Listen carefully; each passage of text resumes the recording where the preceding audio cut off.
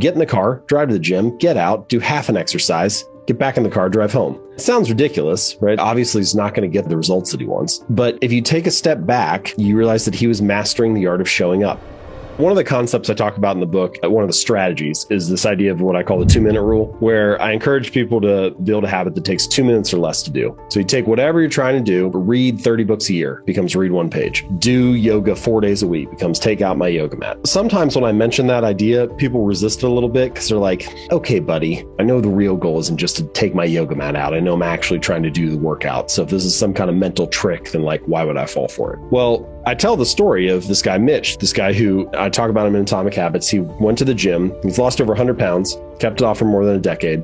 And when he first started going to the gym, he wouldn't stay for longer than 5 minutes. He had this little rule. He had to leave after 5 minutes. So he'd get in the car, drive to the gym, get out, do half an exercise, get back in the car, drive home. It sounds ridiculous, right? It sounds silly. You're like, obviously he's not going to get the guy the results that he wants. But if you take a step back, you realize that he was mastering the art of showing up, right? He was becoming the type of person that went to the gym 4 days a week, even if it was only for 5 minutes. And this gets us to that deeper truth about habits that you just mentioned, this idea that a habit must be established before it can be improved. It has to become the standard in your life before you can optimize it and scale it up into something more. You know, I don't know why we do this. Like, we get very all or nothing about our habits. We're so focused on finding the perfect business idea or the best workout program or the ideal diet plan that we spend all our time theorizing and researching and looking for a better way. Instead, if we could just master the art of showing up, even if in the beginning it was less than what you had hoped to do, you're establishing a foothold. You're building some small progress that you can advance off of. It reminds me of Ed Lattimore has that great quote where he says, the heaviest weight at the gym is the front door.